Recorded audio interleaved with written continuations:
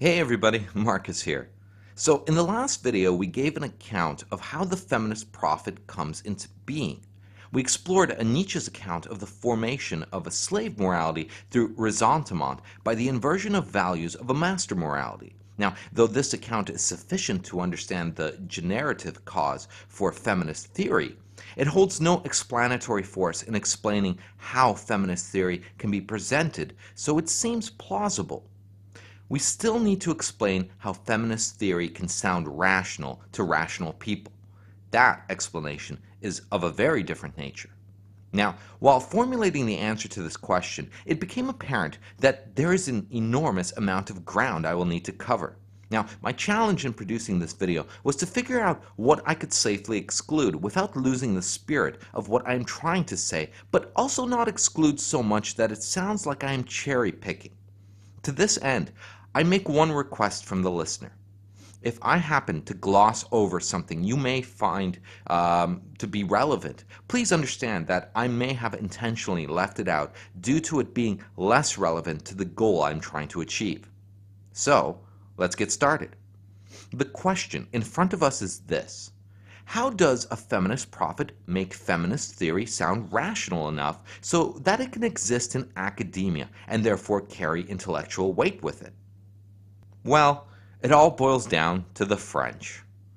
Now, when we think of feminism, we tend to imagine suffragettes fighting for the right to vote in both the UK and in America. We think of the bra burning on American universities in the 1960s. We think of social justice warriors spreading their crazy ideas in Anglo-Saxon countries like America, Canada, Australia, and the UK. But we also think of Sweden and the craziness that is happening in that country.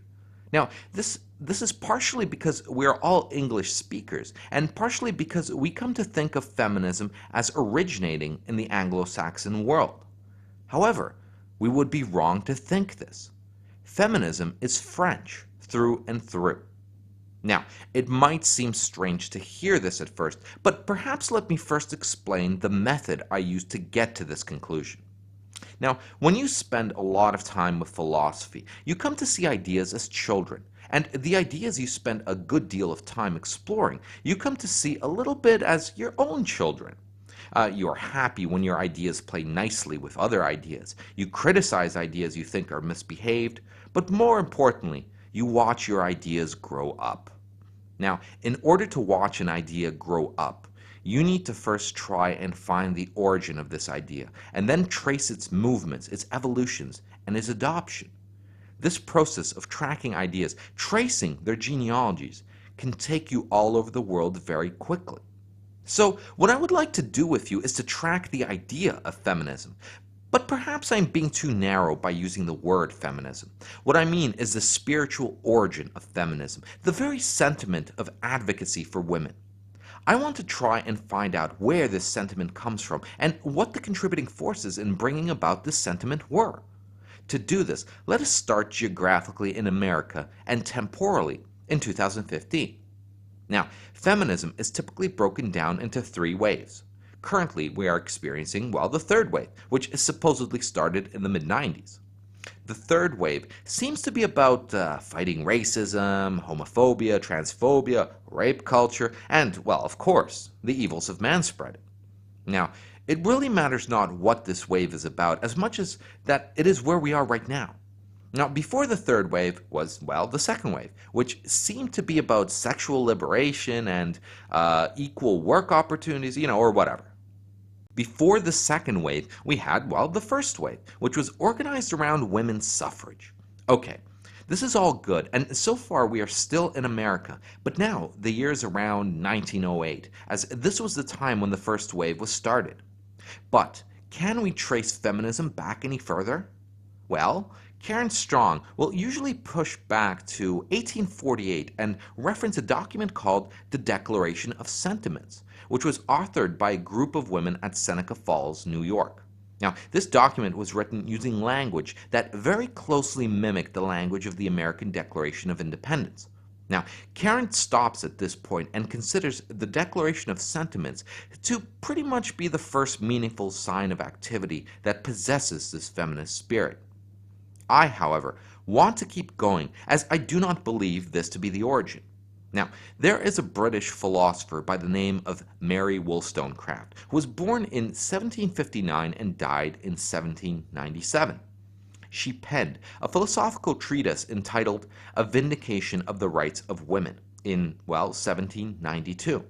Now, for a while, I thought that Wollstonecraft was as far back as I could go, as this is the earliest proto-feminist I have encountered even in feminist commentary. However, I was wrong. You see, Mary Wollstonecraft was not only a philosopher, but she was also a French Revolution historian. Now, the French Revolution took place from 1789 to 1799. Wollstonecraft was alive and writing her treatise while the French Revolution was still going on, and she died 2 years before the French Revolution ended.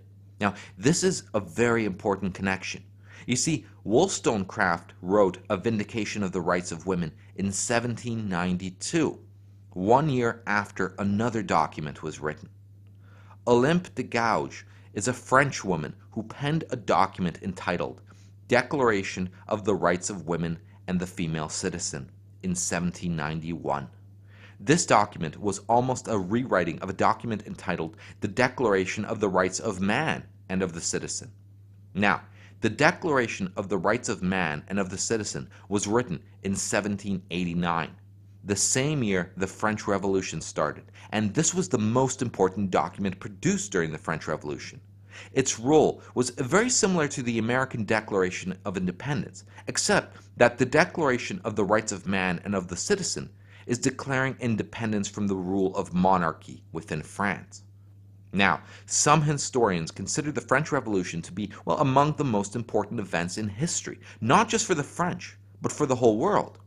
The reason for this is that after the overthrow of monarchy in France, monarchy started disappearing in the rest of Europe. But what did the Declaration of the Rights of Man and of the Citizen contain? Well, the Declaration asserted that all men are born and remain free and equal in rights, and that these rights were universal. The Declaration of the Rights of Man and of the Citizen became a key human rights document and a classic formulation of the rights of individuals with respect to the state. The Declaration exposed inconsistencies of laws that treated citizens differently on the basis of sex, race, class, or religion. You see, this declaration reads just like social justice talking points. The Declaration of the Rights of Women and the Female Citizen that Olympe de Gouges wrote based on the Declaration of the Rights of Man and the Citizen can be seen as the first document where a woman was intentionally trying to put to paper feminist thought. The Declaration of the Rights of Women and of the Female Citizen is ironic in formulation and exposes the failure of the French Revolution, which Olympe de Gouges believed had been in part devoted to gender equality. The document states that this revolution will only take effect when all women become fully aware of their deplorable condition and of the rights they have lost in society. The Declaration of the Rights of Women and the Female Citizen follows the 17 articles of the Declaration of the Rights of Man and of the Citizen point for point, and it has been described as almost a parody of the original document. The first article of the Declaration of the Rights of Man and of the Citizen proclaims that men are born and remain free and equal in rights. Social distinctions may be based only on common utility. The first article of the Declaration of the Rights of Women and the Female Citizen replied, "Women are born free and remains equal to man in rights. Social distinctions may only be based on common utility." Now, in 1790, Nicolas de Condorcet and Edipalme d'Anders unsuccessfully called on the National Assembly to extend civil and political rights to women. Condorcet declared that he who votes against the right of another, whatever the religion, color, or sex of that other, has henceforth adjourned his own. The French Revolution did not lead to a recognition of women's rights, and this prompted Olympe de Gouges to publish the Declaration of the Rights of Women and the Female Citizen in early 1791. Now, this is the earliest feminist activity I can find, and I believe it is the origin. However, I do not believe it is the origin because I could not find anything earlier. I think it is the origin because something else was happening in world history that marked this point in time, the originator of the spirit of feminism that didn't occur before. In other words, I do not believe the spirit of feminism existed before this period. Now, what was this other event that was happening in world history at the time? Well, the Enlightenment. Now, from Wikipedia, we read the following. The Enlightenment was a philosophical movement which dominated the world of ideas in Europe in the 18th century. The principal goals of Enlightenment thinkers were liberty, progress, reason, tolerance, and ending the abuse of the church and state. In France, the central doctrine of the luminaries were individual liberty and religious tolerance, in opposition to the principle of absolute monarchy and the fixed dogmas of the Roman Catholic Church. The Enlightenment was marked by increasing empiricism, scientific rigor, and reductionism, along with the increased questioning of religious orthodoxy.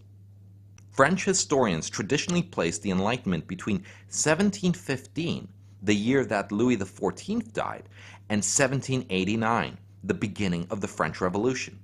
You see, what a lot of people almost exclusively think about when they are referencing the Enlightenment is a shift that focuses on empiricism, on science, and the decline of religion. They praise this one part of the Enlightenment, but completely ignore or are ignorant of the fact that there was a huge shift in philosophical thinking that had nothing to do with the sciences. Now, in my video entitled On Nihilism Part 2, Luciferianism, I put forward one account as to the origin of nihilism in today's society. Now, that video, whether you agree with the premises or not, does give an exposition on how Enlightenment ideas have impacted people outside of the sciences.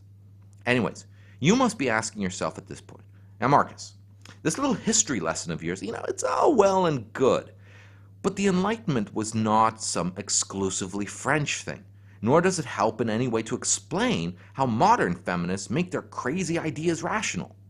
Well, to this, I must say that yes, you are correct. I must also add that what I've said so far does not even support my claim that feminism is a French thing. Now, in order to make this clear, we need to make our way back from 1791 France to 2015 America. Now that we've traveled backwards in time, let us travel forwards in time and see what happens. First, we must start with the Declaration of the Rights of Man and of the Citizen, and ask ourselves the following question. Where do the ideas contained in this document come from? Well, clearly from some Enlightenment thinkers.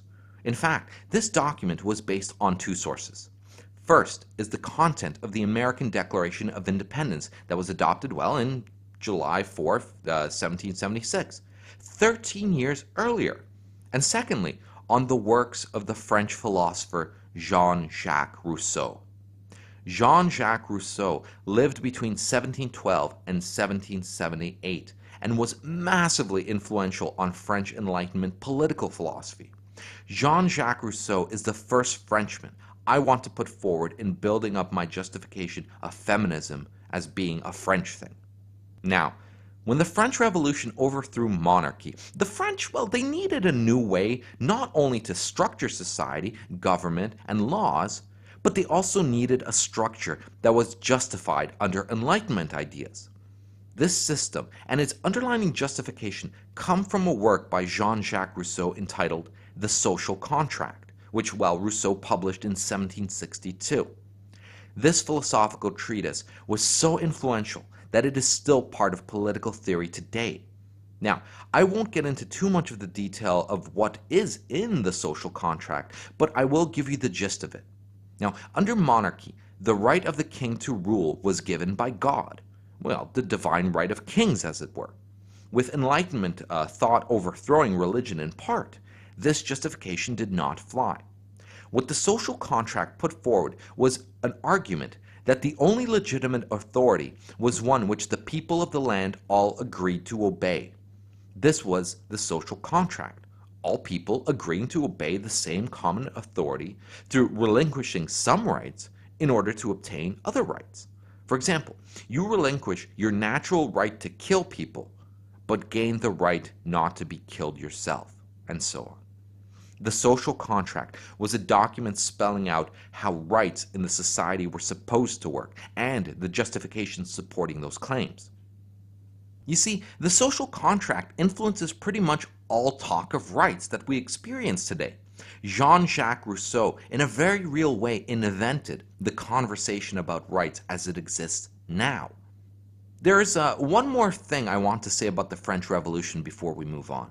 Namely, the French Revolution was a massive failure.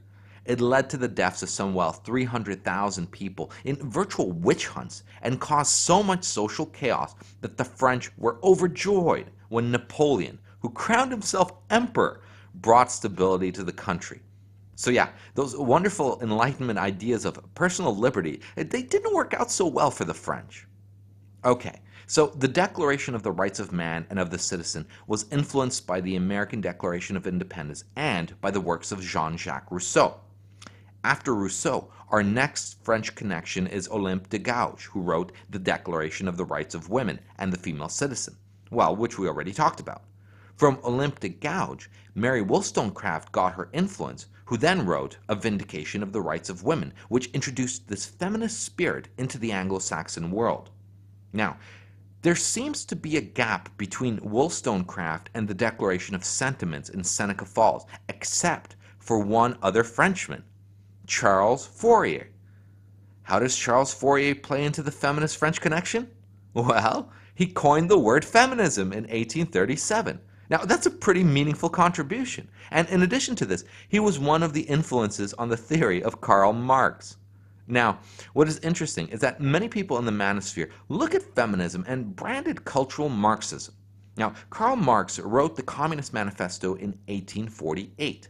So clearly, such an accusation makes absolutely no sense for the period of the French Revolution or for Seneca Falls. No, the feminist spirit was alive and well a solid 60 years, if not more, before Marx hit the scene. Now, after Seneca Falls, we have a gap until we reach the suffragettes. Again, keep in mind I am omitting things that I feel are not significant developments in feminism. No, obviously, there was activity between Seneca Falls and the suffragettes, but nothing that I will consider all that interesting to my goals. The only exception I can point out, however, is that between Seneca Falls in 1848 and the suffragettes in 1908, we had the works of Nietzsche being written. Now, Nietzsche stopped writing when he went mad in 1890, and no one really read any of his stuff up until around 1910, a decade after his death. Now, I bring up Nietzsche not because he directly contributed to the feminist spirit, but because Nietzsche's thoughts provided a massive overthrow of traditional philosophical orthodoxy that later became super important to thinkers, who in turn did directly contribute to providing intellectual ballast for feminist prophet ideas. Now, I will say no more about Nietzsche at the moment, other than I ask you to take note of the period that he was writing in. Okay. So now we get to 1908 and the first wave suffragettes. They're shaming men with their white feather campaigns and demanding voting rights. Now, it is said that the suffragettes were women who were piggybacking on the work of the men who were fighting for the right to vote for everyone. Now, this makes sense because the right to vote is still a continuation of the Enlightenment ideas. So the suffragists who wanted voting rights for everyone were just playing out the dominant narrative that emerged from the Enlightenment. Now, here's where the story starts to get very interesting. You see, around 1908 and the next 2 decades, a lot of people important to feminism are just being born, all of them French. These are Simone de Beauvoir, who was born in 1908, Michel Foucault, born in 1926, Jacques Lacan, born in 1901, and Jacques Derrida, born in 1930. In fact, I'm starting to suspect that anybody by the name of Jacques just simply can't be trusted. Jacques Lacan, Jacques Derrida, Jean-Jacques Rousseau, Jack the Ripper, Handsome Jack, Jackals, Dr. Jackal, Mr. Hyde. Yeah, it seems to be a pattern here. Now, all of these people are first and foremost French. Secondly, they're all very important in creating ideas that are later used by feminist prophets to give their crazy ideas intellectual weight. Thirdly, None of these people are feminists except Simone de Beauvoir. And most importantly, they are all influenced by Nietzsche directly or indirectly through someone who was influenced by Nietzsche. Now, this connection to Nietzsche is very important, as will become apparent soon. Now, let us take each of these people and see what they brought into the world. Let us start with Jacques Lacan. Lacan operated in psychoanalytics, structuralism, and post-structuralism. First, we need to find the Nietzsche connection. Now, psychoanalytics is a product of Freud. Now, Freud was massively influenced by Nietzsche. The concept of the subconscious is credited to Freud, but was in fact an overflow out of Nietzsche's philosophy. Freud is really a spiritual successor to Nietzsche, as in my opinion, Nietzsche was the greatest psychologist who ever lived. Though Nietzsche's philosophy discussed many things outside of psychology, Freud took the psychological works of Nietzsche and began to build on them. Now, another meaningful connection to Nietzsche is the development of structuralism and then post-structuralism. Now, this connection is weaker but also important. You see, Nietzsche undermined philosophical orthodoxy by rejecting metaphysics. This in its own way contributed to promoting materialism as the orthodox metaphysical position of many thinkers. This is important to know because leading up to Nietzsche, metaphysical objects held a great deal of explanatory force as to the ordering of reality. Platonic forms, for example. Structuralism, in a way, was a non-metaphysical version of Platonic metaphysics. Structuralism works to uncover the structures that underlie all the things that humans do, think, perceive, and feel. Structuralism is an important idea when, you consider how feminist prophets talk of the oppressive structures of society, with the patriarchy being one of those supposed structures. Post-structuralism is an expansion and critique of structuralism, but is even more sinister as it starts to attack language itself, which too can be traced back to Nietzsche. However, Nietzsche's ideas were not as destructive and insane as the stuff coming out of post-structuralism. Postmodernism is a manifestation of post-structuralism also, but postmodernism focuses more on, arts, culture, history, economics, and so on. So, Lacan was a busy boy in generating ideas that, you can now clearly see part of feminist rhetoric. Now, the next character in our list is Michel Foucault. Now, Foucault's work is of paramount importance for the feminist prophets. Foucault was directly influenced by both Nietzsche and Marx, and you will soon see how. Now, let us first establish the Nietzsche influence. Now, many philosophers have a habit of trying to reduce a very broad scope of phenomenon to one concept.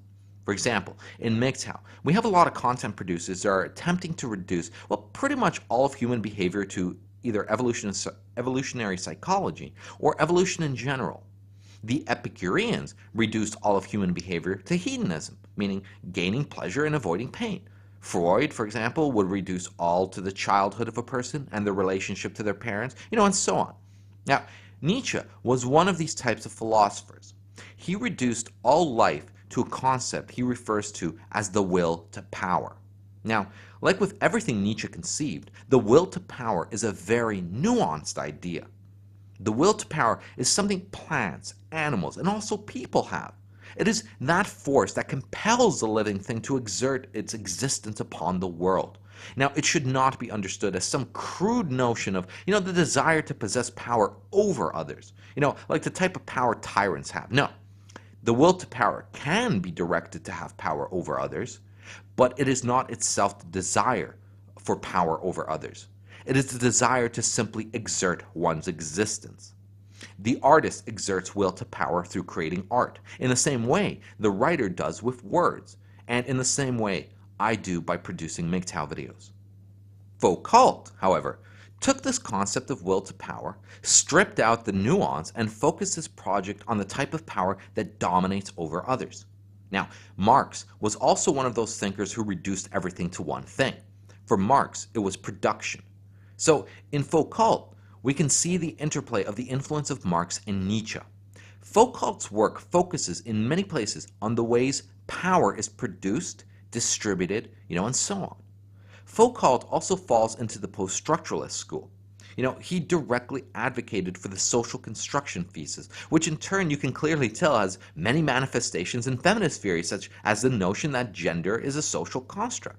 In fact, Foucault is, to my knowledge, the originator of the social construction of gender theory that, was later put into practice by John Money and widely disseminated into feminist theory through the book entitled Gender Trouble by Judith Butler. Though Foucault was not himself a feminist, he was really productive in producing ideas that have been completely absorbed by feminism.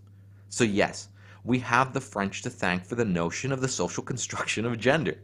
Now, there's so much in Foucault's work that today is verbatim feminist theory that I could probably devote a whole video just on him. But for the purpose of this video, I'll move on. Next on the list is Simone de Beauvoir. She is well known for her work entitled The Second Sex, which, was a philosophical work that almost single-handedly crafted the idea of the patriarchy. Her connection to Nietzsche is both direct and indirect. Directly through her reading of Nietzsche's works, and indirectly through Jean-Paul Sartre, another Frenchman whose ideas were put into the service of feminism. Now, Simone de Beauvoir is an interesting character because the influence from Nietzsche is a little different than the others we have put on this list. You see, beyond Nietzsche's ideas, there's also the overarching framework under which he falls, namely existentialism. In fact, Nietzsche and Kierkegaard can be safely considered the inventors of existentialism. Now, in philosophy preceding Nietzsche, man was not the point of view from which the world existed. In a way, the world was God's point of view. It was the objective external thing that man needed to figure out on terms outside of himself. Now, existentialism changes the perspective and tries to account for reality from man's point of view. In existentialism, man becomes the center of reality. Now, the reason why I suspect Nietzsche has been so massively influential to so much feminist theory is because women already see themselves as the center of reality. Now, existentialism, in a big way, works on female narcissism and solipsism. It gives an intellectual framework that holds a great deal of explanatory force while feeding their ego. However, existentialist thought, like that found in Nietzsche, is always nuanced. It is never this set of extremes or crude understandings of complex phenomena, but what I find in Simone de Beauvoir is a crude application of very subtle ideas. If I were to characterize The Second Sex, I would compare it to Dr. Warren Farrell's Myth of Male Power. Now, both books seem to offer a conceptual foundation from which further thought grows from.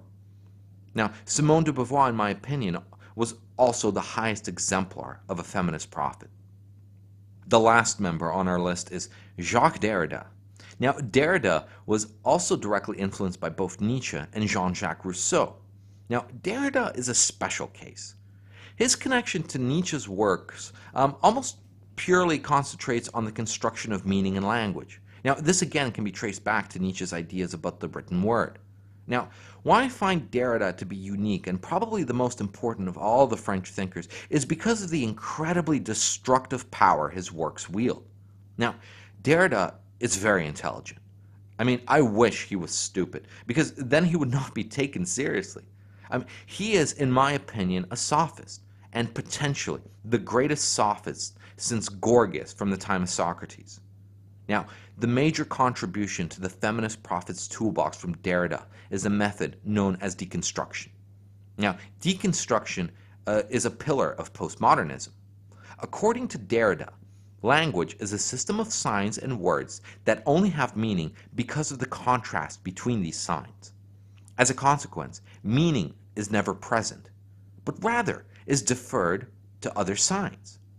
Derrida refers to the, in this view, mistaken belief that there is a self-sufficient, non-deferred meaning as metaphysics of presence, a concept that then must be understood in the concept of its opposite, such as being, nothingness, normal, abnormal, speech, writing, and so on. Finally, Derrida argues that it is not enough to expose and deconstruct the way oppositions work and then stop there in a nihilistic or cynical position, thereby preventing any reason of intervening in the field effectively. Now, to be effective, no, deconstruction needs to create new terms. not to synthesize the concepts in opposition, but to mark their difference and eternal interplay. This explains why Derrida always proposed new terms in his deconstruction, not as free play, but as a pure necessity of analysis, to better mark the intervals. Now, what I just said may seem quite unclear, so let me see if I can clarify a little. Derrida's position is that the meaning of any word is always reduced to more words. Now, this new set of words, in turn, will again be reduced to yet more words, and so on. Now, he does not believe that a concept, say, such as elephant, actually has a meaning separate from other words. In fact, the concept of elephant seems to be some seemingly near to infinite set of words that interplay to create the meaning of elephant. Now, one place he calls out explicitly is the understanding of opposites. So let's look at that. So, an opposite can only contain meaning as an interplay between the two opposites. So the concept of right only makes sense if you also understand left. And in turn, the concept of left only has meaning if you understand the concept of right. Now, the interplay between left and right then becomes the différance, as he calls it. The différance becomes a third term to the concept of left and right.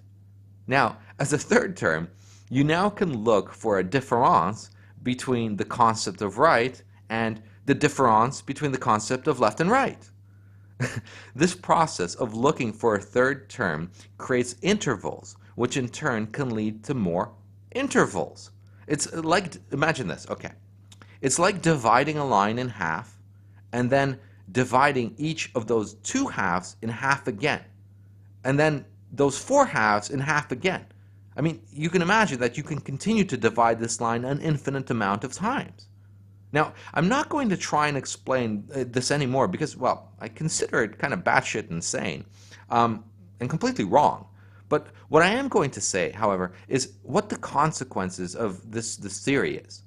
Now, Derrida has provided a tool to feminists that allows them to successfully destroy the meaning of words. Deconstruction allows for someone to collapse the differences we typically attribute to things like reason versus revelation, fiction versus fact, truth versus falsity. In essence, through deconstruction, these distinctions collapse in on themselves. Now, I don't want to be too suspicious of Derrida's intention. I mean, he is not himself a feminist, but the tools he provides in the hands of feminists are a fucking wrecking ball on the grounds of all concepts. I mean, in fact, deconstruction fucks with the logical law of excluded middle, which states that there is no middle term between opposites. Derrida has provided a mechanism to fuck with the basic rules of logic. Derrida makes up a lot of words, and his stuff is really hard to follow at times. Now, this to me is a sign of obscurantism, and is a big reason why I suspect him of sophistry. Now, I've spoken with many people who have read his works, and I get mixed opinions from them. Now, there are certain things, however, that I do know for sure about Derrida. He is not a classically trained philosopher. Now, though this is no big slight against him, it did lead to a certain incident that I found very revealing. Derrida is considered a philosopher by his advocates, but he does not hold a doctorate in philosophy. That's fine. Now, Cambridge issued Derrida an honorary doctorate in philosophy in 1992. But there were protesters. 18 protesters from US, Austrian, Australian, French, Polish, Italian, German, Dutch, Swiss, Spanish, and UK institutions, including Barry Smith, Willard Van Orman Quine, David Armstrong, Ruth Barkin Marcus, and Renee Thom, sent a letter to Cambridge claiming that Derrida's work does not meet accepted standards of clarity and rigor, and describing Derrida's philosophy as being composed of tricks and gimmicks similar to those of the Dadaists. The letter concluded that where coherent assertions are being made at all, these are either false or trivial. Academic status based on what seems to us to be little more than semi-intelligible attacks upon the values of reason, truth, and scholarship is not, we submit, sufficient grounds for the awarding of an honorary degree in a distinguished university. In the end, The protesters were outnumbered 336 votes to 204 when Cambridge put the motion to a vote. And here's the interesting bit. Though almost all of those voting in favor were not from the philosophy faculty. The sort of work that Derrida produces is in line to a scandal referred to as the Sokal affair. Now, from Wikipedia, the Sokal affair is described as follows. The Sokal affair, also called the Sokal hoax, was a publishing hoax perpetrated by Alan Sokal, a physics professor at New York University and University College London. In 1996, Sokal submitted an article to Social Text, an academic journal of postmodern cultural studies. The submission was an experiment to test the journal's intellectual rigor and, specifically, to investigate whether a leading North American journal of cultural studies, whose editorial collective includes such luminaries as Frederick Jameson and Andrew Ross, would publish an article liberally salted with nonsense if A, it sounded good, and B, it flattered the editor's ideological preconceptions. The article, entitled Transgressing the Boundaries Towards a Transformative Hermeneutics of Quantum Gravity, was published in the Social Text Spring-Summer 1996 Science Wars issue. It proposed that quantum gravity is a social and linguistic construct. At that time, the journal did not practice academic peer review, and it did not submit the article for outside expert review by a physicist. On the day of its publication in May 1996, Sokal revealed in Lingua Franca that the article was a hoax, identifying it as a pastiche of left-wing Kant, founding references, grandiose quotations, and outright nonsense, structured around the silliest quotations by postmodernist academics he could find about mathematics and physics. You see, all the heavy lifting that gives intellectual weight to the slave morality that feminist prophets push for is not done by feminists. It comes from predominantly French thinkers. Structuralism, post-structuralism, postmodernism, deconstruction, social construction, and critical theory, these are not feminist products. These are the wrappers that are applied to feminist thought to give credibility to the crazy ideas that flow from feminist prophets. The people I called out in this video are very influential thinkers. These French thinkers have an enormous impact on what goes on in universities. Gender studies programs are saturated with the writings of these people and those influenced by them. This is why I say feminism is a French thing. The feminist spirit emerges from Enlightenment ideas put forward by the Frenchman Jean-Jacques Rousseau and are wrapped up and justified further by the thoughts of other French philosophers. Now, the clear question immediately emerges. Why the French? Well, I do have a theory to this end, but it's only speculative. Now, Heidegger once made a very interesting claim. He said that only German and Greek are languages suitable to philosophy. I spent some time thinking about this, and I've come to some of my own observations. Now, when you read Nietzsche, you quickly find that one theme that runs in Nietzsche is criticism of English philosophers. When you think about it, you can see a certain pattern emerge within the works coming from the English-speaking world. I mean, they are all seemingly guided by some appeal to utility. Now, what I mean by this is that we seem to always look for the usefulness of something to account for why it came into existence. Darwin was English. The concept of survival of the fittest is a notion that, well, is reduced to the usefulness of evolved traits. John Stuart Mill and Bentham, the originators of utilitarianism, they're also English. Now, utilitarianism is a normative ethical system concerned with the greatest good for the greatest number. Again, usefulness. The pragmatic schools of philosophy are all literally usefulness turned into a philosophy, and they originate from American philosophers. It seems to me like there's some bias built into the English language that seems to always lean towards usefulness. Now, when I look at the Polish language, I know that there's an interesting quirk to the language that does not exist in any other language I know of. Now, let me demonstrate. In English, we have the formal name Michael, we have a more familiar version, Mike, and then we have this childlike cutesy version, Mikey. Now, in Polish, we can make a cutesy version of pretty much every word in the language. I mean, though this is possible with many English words, it is nowhere near on the level as it exists in Polish. Now, Polish, for some strange reason, seems to have a disposition to be made cutesy. Now, this yields some interesting effects when you apply a cutesy version of very sexual things or very violent things. Italian, on the other hand, has a great deal of words that end in vowels, which makes it naturally predisposed for rhyming. This is why translating Dante Alighieri's The Divine Comedy has been such a challenging undertaking. Other languages do not seem to have this freedom, so massive compromises in rhyme must be made in, say, well, the English version. Now, let us turn back to French. What do people say about French? Well, they say it is the language of love, and women seem to love the sound of French. We say French people are arrogant and protest at the slightest perceived inconvenience. I mean, this stereotype of protesting and complaining is a very feminist attitude. My theory is that for some reason, the French language is predisposed to produce this sort of thought. This is of course not to say that Frenchmen cannot do otherwise, only that, like English, there might be some bias built into the language itself. Again, this is merely speculation on my part, but it does seem to give an explanation to why Heidegger would favor German and Greek. Perhaps the predispositions of those languages is that meaning of words does not change much over time.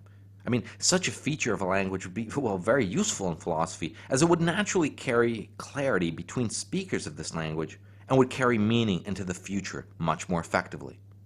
So, on this note, I want to close off this video. In the next installment of this series, I will swing back full circle and return to women's way of knowing and how it manifests itself as a developed epistemological theory. In addition to this, I will cover probably the most important tool in the feminist toolbox, relativism. The French philosophers I called out in this video are all relativists, well, except Derrida. But even with Derrida, I have my suspicions. But for now, thanks for listening. Go team. You got these guys in the physics department and the math department, and they have all kind of complicated theories, which of course we can't understand, but they seem to understand them. And they have, principles, and they deduce complicated things from the principles, and they do experiments, and they find either they work or they don't work, and that's really impressive stuff. So I want to be like that too. So I want to have a theory in literary, in the humanities, literary criticism, anthropology, and so on. There's a field called theory. We're just like the physicists.